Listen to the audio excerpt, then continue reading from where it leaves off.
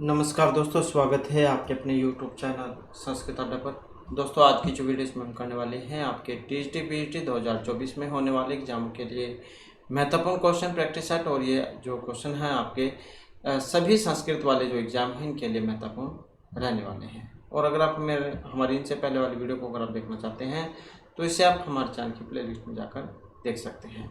और इससे पहले के जो क्वेश्चन थे वो हमने इनसे पहले वाली जो वीडियो उसमें कंप्लीट किए थे। और आज की वीडियो में हम इससे आगे के जो महत्वपूर्ण क्वेश्चन है उनको करने वाले हैं। तो जिसमें हमारा जो यहाँ पर पहला जो क्वेश्चन है, अज्ञानस्य समष्टि उपहित चैतन्यम अस्ति। तो अज्ञान की समष्टि रूप से उपहित चैतन्य कौन है? ईश्वर है, हिरण्यगर्भ है, प्राज्ञ है या फिर सूत्रात्मा। अब यहाँ पर जो इसमें हमारा सी आंसर और रहेगा ऑप्शन ए वाला। तो किसे माना गया है? ईश्वर को माना गया है। अज्ञान की समष्टि रूप से उपहित चैतन्य ईश्वर है। अब अज्ञान का क्वेश्चन है ये, जो वेरी इंपॉर्टेंट है, एग्जाम में बहुत बार देखने को भी मिला है। अज्ञान के कितने भेद होते हैं? तो इसके दो भेद होते हैं। एक होता है समष्टि और दूसरा होता है व्यष्टि। तो समष्टि और व्यष्टि रूप से ये दो प्रकार का होता है। समष्टि अब यहाँ पर क्या है? यह अज्ञान समष्टि के अभिप्राय से एक है और व्यष्टि के अभिप्राय से अनेक। जैसे समष्टि है, समष्टि क्या मतलब? समूह, समूहों के अभिप्राय से वन है। इसी प्रकार एकता का कथन किया जाता है। जैसे बहुत सारे जहाँ पर पेड़ खड़े हों तो आप उसे जंगल कह देते हैं, वन कह देते हैं। तो यह हो गई समष्टि। अब व्यष्टि क्या है? यह अनेक का सूचक और व्यष्टि का अभिप्राय है वृक्षों से। तो इस प्रकार एक जीव में स्थित अज्ञान का कथन उसके व्यष्टि रूप को प्रकट करता है। जैसे कुछ दूरी पर पेड़ खड़े हो उन्हें आप पेड़ जहाँ वृक्ष कह देते हैं, लेकिन अगर वहीं बहुत सारे पेड़ एक साथ में हो तो आप उन्हें जंगल कह देते हैं। तो इसी को समष्टि व्यष्टि कहा जाता है। नेक्स्ट क्वेश्चन है हमारा यहाँ पर, वेदांत अनुसार अध्यारोप है क्यों? वेदांत सार जो है इनके अनुसार अध्यारोप है और ये क्वेश्चन भी वेरी इंपॉर्टेंट है। अब वेदांत सार किनके द्वारा रचित है? जो आचार्य सदानंद है, इनके द्वारा रचित है वेदांत सार। तो यहाँ पर वेदांत के अनुसार वस्तु में अवस्तु का आरोप ही अध्यारोप है। तो वस्तु ने अवस्तुरोप अध्यारोप है। अध्यारोप जो उसका क्वेश्चन है ये वेरी इंपॉर्टेंट है। असर्प भूतायाम रज्जौ सर्प आरोपवद वस्तुनि अवस्तुरोप अध्यारोप है। जैसे आप रास्ते में कहीं अंधेरे में जा रहे हैं और आगे कोई लकड़ी या डंडा पड़ा हुआ है या रस्सी पड़ी हुई है, तो आप उसे क्या सोचेंगे? आप उसे सोचेंगे कि आगे सांप पड़ा हुआ है। तो इस प्रकार का जो भ्रम होता है, तो यही है वस्तु में अवस्तु का आरोप होना, अध्यारोप। इसके बाद आ जाता है और यहाँ पर जो इसमें सी आंसर ऑप्शन रहेगा ये वाला, वस्तुनि अवस्तुरोप अध्यारोप है। नेक्स्ट है वेदांत अनुसार अज्ञानम अस्ति। अज्ञान है अभाव रूपम आत्मशक्ति रूपम त्रिगुण अतीतम या सद असदभ्याम निर्वचनीय। अब यहाँ पर अज्ञान क्या है वेदांत सार के अनुसार? अब इनके अनुसार जो है यहाँ पर ये माना गया सद असदभ्याम निर्वचनीय, जो यहाँ पर ऑप्शन डी में दिया गया है। अज्ञान तो सत और असत दोनों से विलक्षण होने से अनिर्वचनीय, त्रिगुणात्मक ज्ञान का विरोधी तथा भाव रूप से यत किंचित ऐसा कहा जाता है। तो इसमें आपने इनके लक्षण भी पढ़े होंगे। अज्ञानम तो सद असद्भ्याम निर्वचनम त्रिगुणात्मकम ज्ञान विरोधी भाव रूपम यत किंचित इति वदन्ति है। तो इस प्रकार का जो है यहाँ पर यह ज्ञान के बारे में आता है। नेक्स्ट जो हमारे यहाँ पर क्वेश्चन आ जाता है रघुवंश महाकाव्य से। रघुवंश महाकाव्य किसकी स्तुति से प्रारंभ होता है? गणेश और लक्ष्मी की, शिव पार्वती की, विष्णु लक्ष्मी की या सरस्वती की? वेरी इंपॉर्टेंट क्वेश्चन है। और हाल ही में चंडीगढ़ में जो टीजीटी वाले जो एग्ज़ाम थे उसमें क्वेश्चन आया हुआ था। तो किसकी स्तुति से प्रारंभ होता है? गणेश, लक्ष्मी, विष्णु, शिव या सरस्वती? अब यहाँ पर जो हमारा आंसर है ऑप्शन रहेगा बी वाला। तो शिव और पार्वती की जो यहाँ पर इसमें वंदना की गई है। आपने इसमें एक जो श्लोक है मंगलाचरण ये पढ़ा भी होगा। वागर्थ इव संपृक्तो वागर्थ प्रतिपत्ति जगत है पितरो वंदे पार्वती परमेश्वरम। तो इस प्रकार का जो है यहाँ पर ये श्लोक इसमें आता है, जहाँ पर भगवान शिव और पार्वती जो है इनकी स्तुति की गई है। नेक्स्ट जो हमारा यहाँ पर क्वेश्चन है, शस्त्रेण रक्षम यद शक्य रक्षम न तद यश है शस्त्र भृताम क्षणोति ये मुक्ति कालिदासस्य कस्मिन् ग्रंथे अस्ति मेघदूते अभिज्ञान शकुंतले रघुवंशे या कुमार संभवे। और इसका जो संबंध है ऑप्शन रहेगा सी से। तो किससे है ये? रघुवंश महाकाव्य से है। शस्त्रेण रक्षम यद शक्य रक्षम न तद यश है शस्त्र भृताम क्षणोति ये मुक्ति ही कालिदासस्य। अब कालिदास की तो है ही ये, और क्या इसमें कहा गया था और कहाँ से ये ली गई है? तो रघुवंश महाकाव्य जो है इसमें से ये ली गई है। तो इतना तो आप याद रखिएगा। क्या इसमें कहा गया था कि रक्षा करने योग्य वस्तु से, रक्षा करने योग्य वस्तु शस्त्र से नहीं बचाई जा सकती, वह नष्ट होती हुई भी शस्त्रधारियों की कृति को दूषित नहीं कर सकती। तो इस प्रकार से जो इसमें बतलाया गया था, शस्त्रेण रक्षम यद शक्यम रक्षम न तद्यस्य है शस्त्र भृताम क्षणोति मुक्ति है। तो मतलब क्या है? रक्षा करने योग्य वस्तु शस्त्र से नहीं बचाई जा सकती, वह नष्ट होती हुई भी शस्त्रधारियों की कृति को दूषित नहीं कर सकती। तो इस प्रकार से रघुवंश महाकाव्य में से लिया गया है। महर्षि कालिदास के द्वारा रचित है। 19 इसमें सर्ग है और 1569 इसमें श्लोक है। 31 राजा जो हुए हैं उनका वर्णन आपको इसमें देखने को मिलेगा। और देख लेना आप, एग्जाम में 31 दिया हुआ है या फिर 29 दिया हुआ है, क्योंकि कहीं पर 31 भी देखने को मिलता है, कहीं पर 29। नेक्स्ट है, कब सूर्य प्रभो वंश है कब चल्पविषय मति ही इत्यत्र अर्प विषय मति ही इति कस्य कृते प्रयुक्तम विशाखदत्तस्य भासस्य कालिदासस्य या महर्षि भाणभट्टस्य। तो ये किन के लिए आती है? और इसका जो संबंध है ऑप्शन रहेगा सी से। तो महर्षि कालिदास जो है उनके लिए ये आती है। और इसमें क्या कहा गया था, या रघुवंश महाकाव्य जो उसमें से ली गई है। तो इतना भी, ये भी कई बार जाए एग्जाम में पूछ लिया जाता है। नेक्स्ट आ जाता है मनोरथ है इत्यस्य संधि विच्छेद अस्ति। तो इसका जब संधि विच्छेद हम करेंगे तो क्या बनेगा? तो इसका जब हम बनाएंगे तो क्या बनेगा? मनस प्लस में रथ है, मनोरथ है। एग्जाम में कई बार पूछा भी जाता है कि कहाँ से लिया गया है। तो यहाँ पर क्या है? मनस प्लस में रथ है। तो और सूत्र कौन कौन से लगते हैं इसमें, ये भी आ जाता है कई बार।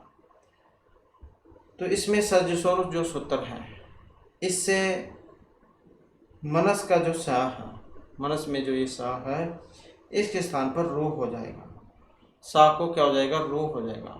रू होने पर क्या बनेगा? ये मनरू बनेगा, मनरू। फिर हासी चा एक सूत्र है जो रू को क्या करेगा? ओ कर देगा। इस रू को क्या करेगा? ओ कर देगा। और फिर एक सूत्र है आदगुण है, आदगुण है, ये क्या करेगा? गुण कर देगा। अ और उ में क्या होता है? अ और उ में अगुण हो जाता है। तो फिर ये जो है यहाँ पर मनोरथ है रूप बनता है विसर्ग संधि में। संधि कई बार पूछ ली जाती है, तो वेरी वेरी इंपॉर्टेंट है ये वाला। इसके बाद है उत्थानम इति पदस्य संधि विच्छेद भविष्यति। इसका जब हम संधि विच्छेद करेंगे तो क्या बनेगा? और इसका जब हम संधि विच्छेद बनाएंगे तो जो ऑप्शन बी में यहाँ पर दिए गए हैं, उद प्लस में स्थानम जो है यहाँ पर इसका बनेगा। और उदय स्थास्तंभ्यो पूर्वस्य तस्माद आदि उत्तरस्य आधे प्रस्य झरो झरो स्वर्ण और खरीच, ये वाले सारे सूत्र इसमें लगते हैं। और उसके बाद उत्थानम जो है यहाँ पर बनता है। नेक्स्ट है पंचम्य स्तोकादिभ्य इति सूत्रस्य उदाहरण भक्ति चौर्भ्यम युक्तारु यथाशक्ति दुरादाग्न है।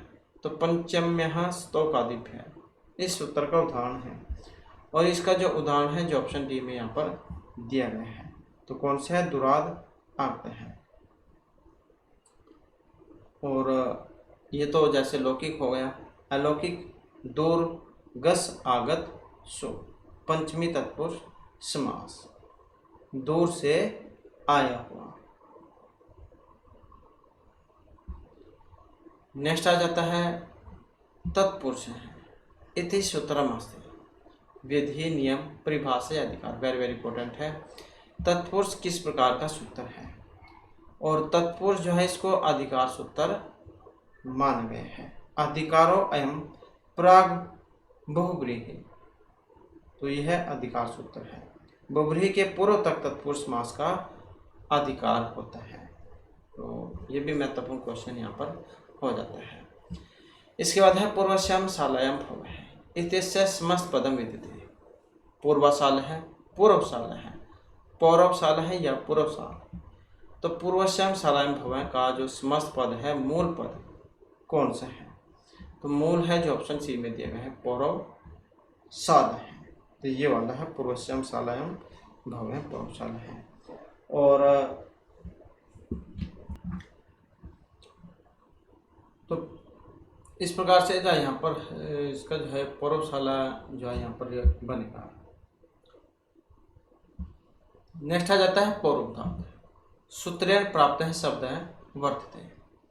लभ्यम, लब्धम, लब्धुम या लब्धितम। और इसका जो है हमारा रहेगा ऑप्शन ए वाला। तो कौन सा है? लभ्यम है। तो ये जो पौरोधात जो सूत्र है इससे प वर्गात में हो अथवा हर्षो आकार उपधा में हो, तो ऐसे धातु से क्या होगा? यत प्रत्यय से होगा। तो जैसे लब शब्द है, यहाँ पर कौन सा? लब धातु है, लब शब्द है और यत प्रत्यय हो जाएगा। ता जो होता है उसका तो लोप हो जाएगा, या शेष बचेगा। तो उसके बाद फिर ये लभ्यम बनता है। इसके बाद आ जाता है नेक्स्ट क्वेश्चन। क्वेश्चन है नर्तकी शब्द स्त्री प्रत्यय वर्तते। तो वेरी वेरी इंपॉर्टेंट है ये वाला रूप, नर्तकी। तो इसमें स्त्री प्रत्यय जो होगा इसका कौन सा बनेगा? और जो यहाँ पर ऑप्शन ए में दिया गया है नर्तकी, धातु कौन सी है इसमें? तो इसमें है नृत धातु, और साथ में सवर्ण जो है यहाँ पर इसमें प्रत्यय है। और जो सवर्ण जो है किसके द्वारा होगा? तो शिल्पिणी सवर्ण, ये वाला एक सूत्र है, ये वाला शिल्पिनी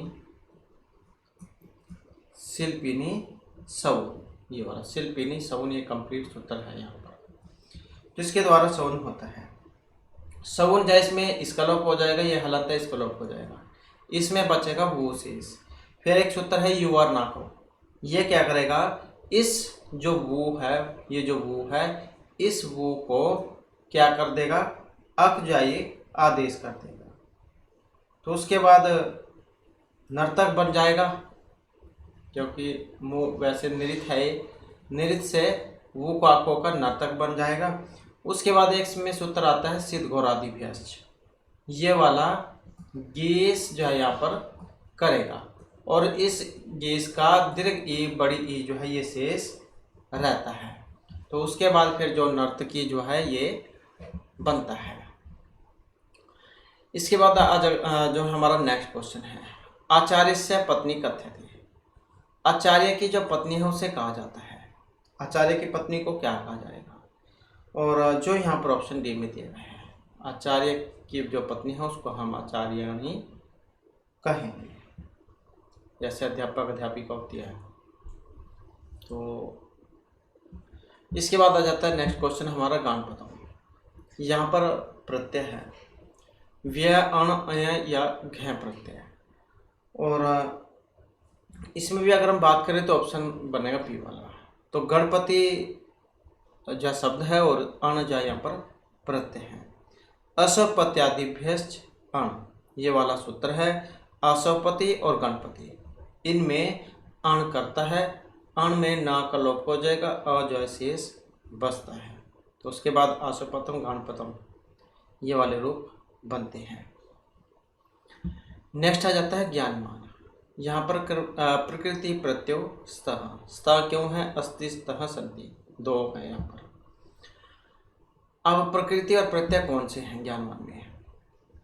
तो यहाँ पर जो इसमें बनेगा ऑप्शन बी वाला, ज्ञान शब्द हो जाएगा जैसे, और कत्व तु प्रत्यय हो जाएगा। कत और कत्वतु प्रत्यय किसी कार्य की समाप्ति का ज्ञान कराने के लिए या फिर भूतकाल के अर्थ में कत और कत्वतु प्रत्यय का प्रयोग होता है। तो क्या एग्जाम में ये पूछा भी जाता है, कत और कत्वतु प्रत्यय का प्रयोग किस काल में होता है। तो कत एवं कत्वतु प्रत्यय का प्रयोग भूतकाल के लिए होता है। जो किस काल में? भूतकाल के लिए। कत प्रत्यय का प्रयोग कर्म और भाववाच्य में किया जाता है। तो कत का प्रयोग कहाँ पर होगा? कत प्रत्यय का इसका प्रयोग होगा कर्म और भाववाच्य में। और जो कत्वतु प्रत्यय है, कत्वतु प्रत्यय का प्रयोग कर्तृवाच्य में होगा। वाच्य कितने होते हैं? 3, कर्तृ, कर्म और भाववाच्य।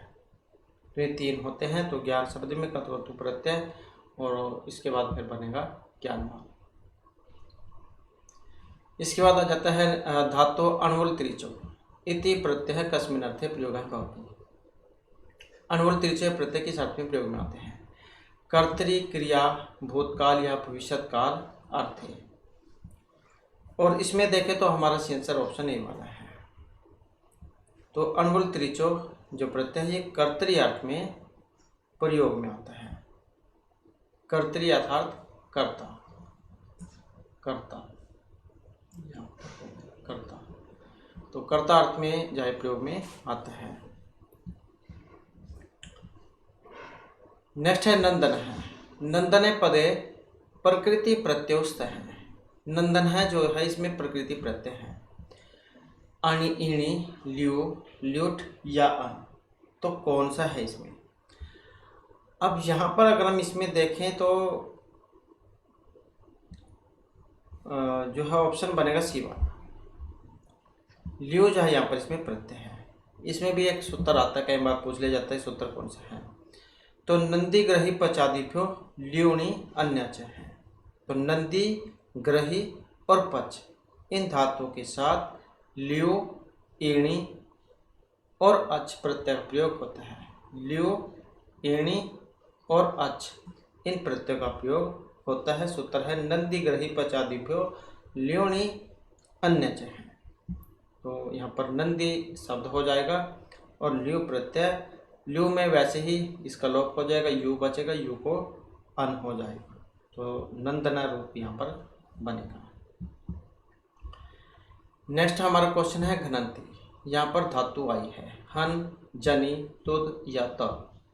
घनंती में कौन सी है? तो इसमें जो हन धातु है, हन इन सगोत्य धातु है मान्य अर्थ में, जो ऑप्शन ए में दी गई है। हंती हता है घनंती। तो किसका है ये? प्रथमा बहुवचन का। हंसी हता हत, हनमी हलवह हन। तो इस प्रकार से जहाँ लट लकार में रूप ये चलते हैं तो प्रथम बहुवचन में बनता है। नेक्स्ट है भुआमी इत्येतत् दीर्घ विधायक सूत्र अस्ति। अकस्वर्ण दीर्घ है, अचोनिति, अतो ये है या अतो दीर्घो यही। तो भू जो है यहाँ पर धातु है इसमें। और दीर्घ विधायक सूत्र है जो ऑप्शन सी में दिए गए हैं, अतो दीर्घो यही। तो ये वाला सूत्र है अदंत अंग को दीर्घ होता है, यह प्रत्यार आदि में हो ऐसे सर्वधातु के परे रहते। तो भव और मी, भव क्योंकि इसको गुण और अव होकर भव बनेगा, और मी तो फिर अतो दीर्घ यहीं से भव के अ को दीर्घ होगा, भुआमी बनेगा। तो अतो दीर्घ यहीं के द्वारा दीर्घ होगा। नेक्स्ट है नम धातु लट लकार मध्यम पुरुष एकवचन रूपम अस्ति।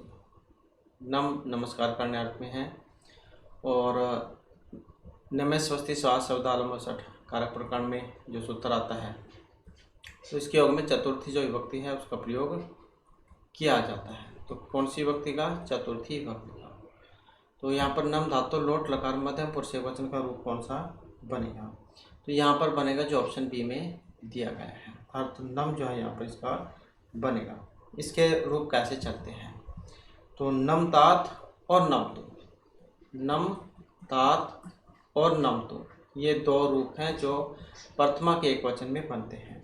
नम तात या फिर नम तो नम ताम नमंतु, नम नम तम नमत, नमानि नमाव नमाव। ऐसे रूप इसके चलते हैं। तो ये जो नम है यहाँ पर किसमें बनता है, ये मध्यम में बनता है, या तो नम आ जाएगा या फिर नमता। ये दोनों ही जो है मध्यम में भी बनता है और ये वाले प्रथम के एकवचन में भी बनते हैं। इसके बाद आ जाता है नेक्स्ट क्वेश्चन हमारा, रम्या कोकिला दृश्यते। इस वाक्य का कर्तृवाच्य में वाक्य बनेगा। तो रम्या कोकिला दृश्यते का कर्तृवाच्य में रूप कौन सा बनेगा, और इसका बनेगा जो ऑप्शन सी में यहाँ पर दिए गए हैं, रमा कोकिलम पश्यति, क्योंकि ये तृतीय में है और इसका कर्तृ में हमने ले जाना है। तो कर्तृ जो होता है, कर्तृ में कर्ता जो होगा उसमें प्रथमा विभक्ति होगी और कर्म में फिर द्वितीय और क्रिया या इनके अनुसार होगी। अगर हम कर्तृ में ले जाते हैं तो परस्मै पद में, और कर्म में है तो फिर आत्मनेपद में वो होती है। तो जब हम इसको रम्या, ये तृतीय में बना है तो इसका क्या बनेगा, रमा। ये जैसे है कोकिला तो इसको जाएगा कोकिलम द्वितीय, और दृश्यते का पश्यति। तो कर्तृवाच्य से कर्मवाच्य बनाते समय कर्ता में कौन सी होती है, तृतीया विभक्ति, और कर्म में कौन सी होती है, प्रथमा विभक्ति, और क्रियाक्रम के अनुसार आती है। तो यहाँ पर ये तृतीया थी, ये प्रथमा थी, यहाँ पर ये प्रथमा, ये द्वितीया, और ये परस्मै पद में है इनके अनुसार। नेक्स्ट आ जाता है यहाँ पर शुद्ध वाक्यमांस थी। अब सही कौन से वाला है, यहाँ पर अगर हम सही देखें जो ऑप्शन डी में दिया गया है, मुनित्रयम नमस्कृत्य है, तीनों मुनियों को नमस्कार। तो यही वाक्य कार्य की दृष्टि से क्या है, यहाँ पर अलग है।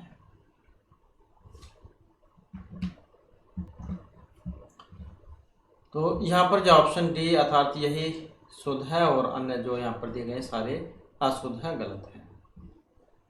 नेक्स्ट है भानु शब्द से प्रथमा विभक्ति बहुवचन रूपम होती है। भानु जो शब्द इसका प्रथमा विभक्ति और बहुवचन में जो रूप बनेगा तो कौन से वाला बनेगा, और इसका बनेगा जो ऑप्शन सी में यहाँ पर दिया गया है, भानु है जो बनेगा।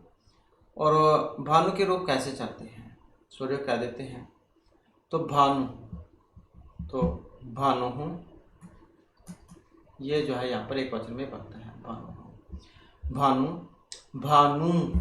उसके बाद जब द्विवचन होगा तो ये वाली जो है तिरक ऊ हो जाएगा और विसर्ग का हो जाएगा लोप।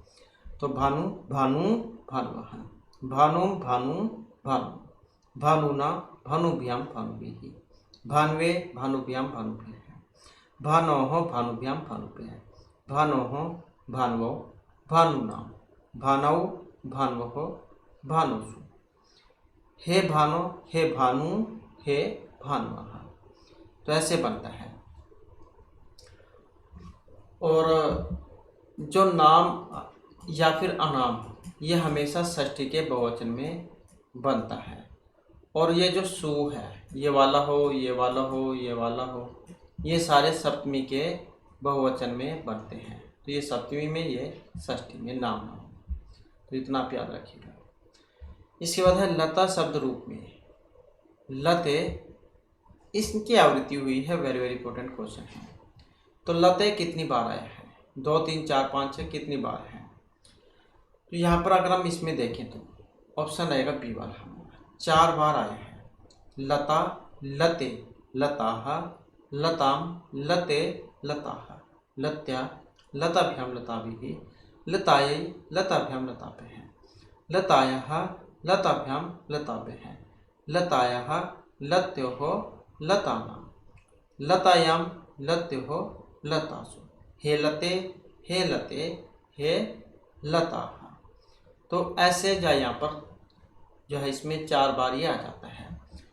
अगर हम यहाँ पर संबोधन को जोड़ें तो 4 बार, अगर हम यहाँ पर संबोधन को न लगाएं तो द्विवचन जो है इसमें ये 2 बार आता है। प्रथमा और द्वितीय के द्विवचन में 2 बार आता है और 2 बार फिर यहाँ पर ये संबोधन में है। इनको अगर हम चारों को मिलाएं तो 4 होते हैं। नेक्स्ट आ जाता है एचाम अहम भेदा नास्ति। तो इसमें भेद नहीं है, हर्षो भेद है, प्लुत दीर्घ या उदात आदि भेद है। एचाम अहम भेदा नास्ति। एज प्रत्याहार जो होते हैं इनके अंतर्गत परिगणित वर्ण कौन कौन से हैं? तो इसके लिए आपको प्रत्याहार पता होना चाहिए। ए आई ओ औ, तो ये 4 होते हैं। ए आई ओ औ, तो ये 4 होते हैं। इनका हर्ष और भेद नहीं होता है, परंतु एज के दीर्घ भेद, प्लुत भेद, उदात आदि होते हैं। तो यहाँ पर क्या है, ना में पूछा गया था भेद ना अस्ति।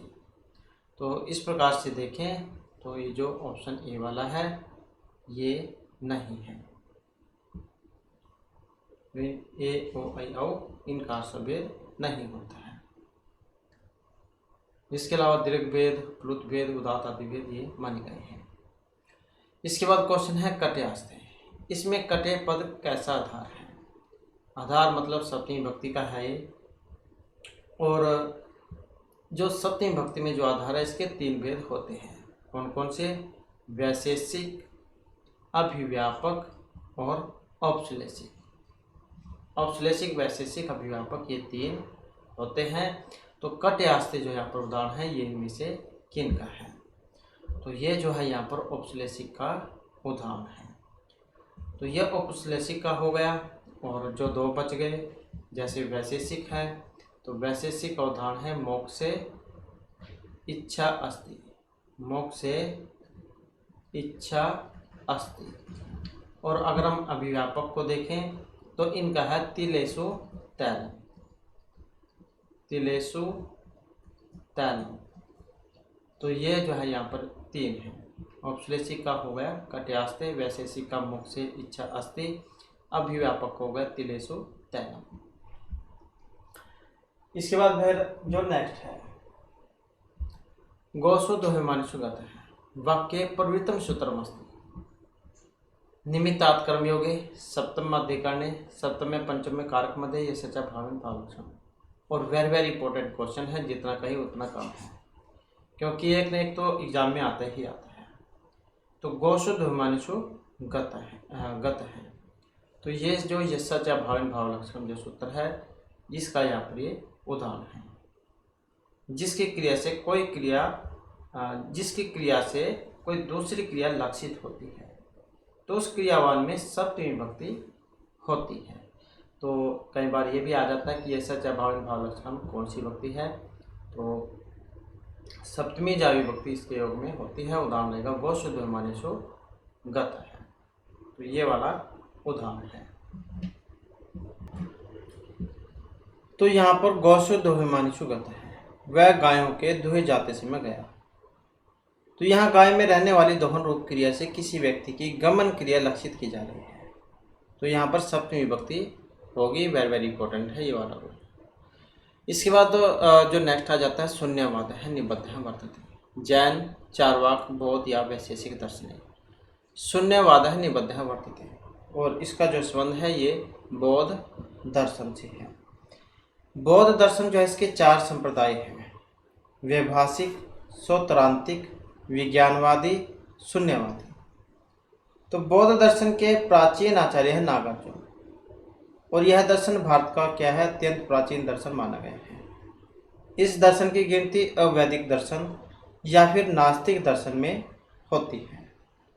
और बौद्ध दर्शन तो आप जानते हैं, इसके जो प्रतिपादक हैं तो महात्मा गौतम बुद्ध। इसके बाद जो नेक्स्ट क्वेश्चन है, बौद्ध मते सतह लक्षणम की अर्थ क्रियाकारित्वम। तो बौद्ध मत में सत जो है इनका लक्षण है, जो ऑप्शन ए में यहाँ पर दिया गया है, अर्थ क्रियाकारित्वम।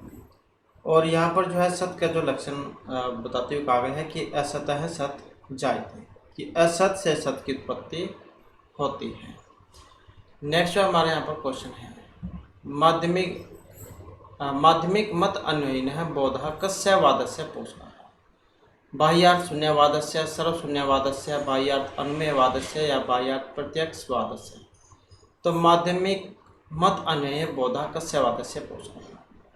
और यहाँ पर जो इनको माना गया है तो सर्वशून्यवादस्य है।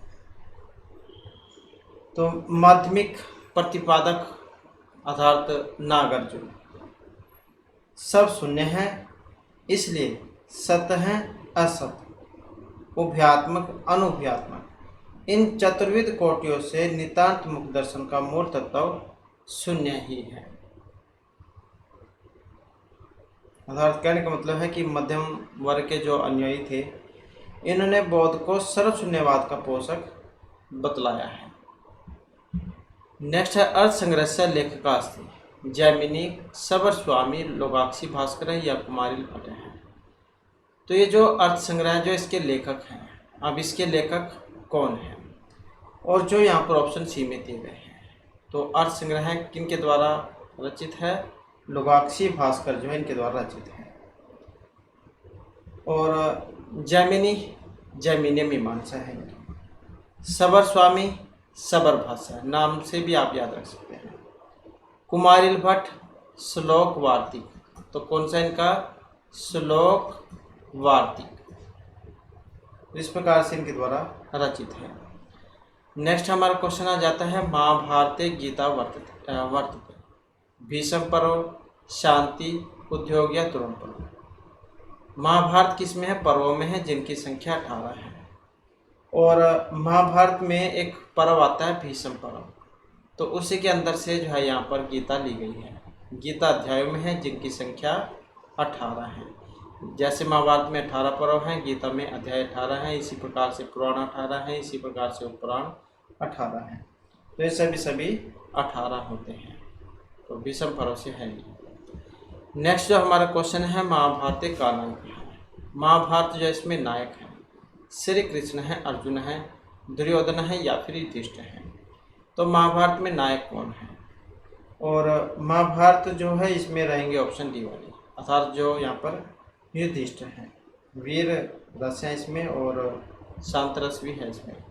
तो अगर एग्जाम में आ जाए तो शांत रस जो आपने यहाँ पर करके आना है। 1 लाख श्लोक है इसमें। नेक्स्ट है वही क्वेश्चन आ चुका है महाभारत में मुख्य रस। वीर है, रौद्र है, शांत है या पीपल्स है। तो यहाँ पर जो है इसमें जो ऑप्शन बी में है, वैसे तो वीर भी है लेकिन शांत रस जो है सबसे पहले आपने रखना है। तो शांत रस इसमें माना गया है, मुख्य रूप से शांत को ही माना गया है। नेक्स्ट क्वेश्चन है सागरिका नायिकास्त्री मृच्छकटिके रत्नावली नाटिकायाम प्रतिमा नाटके या फिर शिवराज विजय। तो ये जो सागरिका जो है ये नायिका है, अब इनमें से किस में है? और ये है रत्नावली नाटिका में। श्रीहर्ष जो है इनके द्वारा रचित है। नाटिका जो होती है उसमें 4 अंक होते हैं। तो सागरिका जो है इसमें नायिका है, रत्नावली नाटिका की नायिका है। इसके अलावा फिर जो हर्षवर्धन है इन्होंने और कौन कौन से लिखे थे? तो प्रियदर्शिका, रत्नावली और नागानंद नाटक, ये जो इन्होंने लिखे हैं। नेक्स्ट हमारा क्वेश्चन आ जाता है दिक्तो दृष्णा तरलम भवत्मतः है इति श्लोकांश वर्तते। ये श्लोक है उत्तरामचरिते शिशुपाल वधे नैषचरित या मृच्छकटिके। दिक्तो तृष्णा तरलम भवत्मतः है, तो इसका जो संबंध है ये नैषचरित से है। श्रीहर्ष के द्वारा रचित है, 22 सर्गों में है, तो इसमें से लिया गया है। और इसमें धिक तो मतलब धिकार है। तो कौन कह रहे थे बात? ये जो हंस, क्योंकि राजा नल जब हंस को पकड़ लेते हैं तब उसके बाद जो है हंस ये राजा नल को कहते हैं कि हे राजन, मेरे सोने के पंखों को देखकर लोभ से चंचल हुए आपके मन को धिक्कार है। तो इस प्रकार का यहाँ पर श्लोक था। ये पढ़ना चाहते हैं तो आपको प्रथम सर्ग में मिल जाएगा, 130वें नंबर का श्लोक है। पढ़ना चाहते हैं तो आप पढ़ सकते हैं। नेक्स्ट है दोषः तस्य अपकर्षकः इति केन उक्तम् मम्मटेन विश्वनाथेन भामेन या वामेन। दोषः तस्य अपकर्षकः, और ये कहे थे विश्वनाथ ने, जो यहाँ पर ऑप्शन बी में दिए गए हैं। काव्य के मुख्य अर्थ रस का जो अपकर्षक करे वही दोष है। और रस काव्य का जीवत बोध अर्थात आत्मा है। तो रस काव्य का क्या है? आत्मा है। आपने इनका लक्षण पढ़ा होगा। इसमें वाक्यम रसात्मक काव्य तो इनका लक्षण हो गया, लेकिन उन्होंने बताया था कि वाक्यम रसात्मक काव्यम दोषा तस्य अपकर्ष का। काव्य के मुख्य रस का जो अपकर्ष करे वही दोष है। नेक्स्ट हमारा क्वेश्चन है कालक्रम अनुसार का क्रम समुचित है। तो कालक्रम के अनुसार आपने सही क्रम इनका बताना है। सही क्रम जो ऑप्शन रहेगा डी में। काव्यादर्श है, ध्वन्यालोक है, काव्य मीमांसा, साहित्य दर्पण है। तो सबसे पहले काव्यादर्श, ध्वन्यालोक, काव्य मीमांसा और साहित्य दर्पण ये आ जाएंगे। अब कौन से किन किन के द्वारा रचित है ये आप हमें कमेंट में बता सकते हैं, क्योंकि ये पहले भी हमने बहुत बार इनके बारे में क्वेश्चन किए हैं। नेक्स्ट है सफोट प्रतीयमान अर्थरहितम काव्यम की गुणीभूत व्यंग्यम उत्तमोत्तम चित्रम या ध्वनि युक्तम। सफोट प्रतीयमान अर्थरहितम काव्यम, और जो ऑप्शन सी में है तो कौन सा माना गया है? चित्र काव्य को। आचार्य जो मम्मट है उन्होंने अपने काव्य प्रकाश में जो काव्य जो है इसके 3 भेद बताए थे, उत्तम, मध्यम और अधम काव्य। तो सफोट प्रतीयमान अर्थरहितम काव्यम चित्र काव्य। सफोट प्रतीयमान अर्थ से रहित काव्य चित्र काव्य होता है। नेक्स्ट है रस्य भाई स्वाद सहोदर है इति केन उत्तम मम्मटेन विश्वनाथन जगन्नाथन या धनजय। रस्य भाई स्वाद सहोदर है, और ये कहे गए हैं आचार्य विश्वनाथ के द्वारा। तो विश्वनाथ के अनुसार रस बाह्य स्वाद सहोदर होते हैं। विश्वनाथ के पिता चंद्रशेखर और पितामह नारायण दास थे। इसके अतिरिक्त विश्वनाथ को महापात्र की उपाधि से भी अलंकृत किया गया था। कलिंग के रहने वाले थे ऐसा माना जाता है, और समय 14वीं शताब्दी है। कंप्लीट अगर आप इनके बारे में पढ़ना चाहते हैं तो आपको पुराने वाली वीडियो में ये मिल जाएंगे। नेक्स्ट है पतंजलि योग सूत्र चित्तवृत्ति निरोध है इति कस्य परिचय उक्त है धर्मस्य मोक्षस्य योगस्य कर्म है। और योग शास्त्र इनके द्वारा लिखा गया है महर्षि पतंजलि मुनि के द्वारा, तो उसी में से है ये, तो ऑप्शन हो जाएगा बी वाला। तो योग दर्शन के समाधिपाद के दूसरे सूत्र में इनके बारे में बताया गया है। योग है क्रमशु कौशल। नेक्स्ट है पतंजलि योग सूत्र चित्तवृत्ति निरोध है कस्य, तो ये योग से। तो इस प्रकार से जो हमारे आज की क्लास बड़ी महत्वपूर्ण क्वेश्चन थे। नेक्स्ट वीडियो से आगे के जो महत्वपूर्ण क्वेश्चन है उनको हम कंप्लीट करेंगे। और दोस्तों हमारे साथ अंत बनाने के लिए धन्यवाद।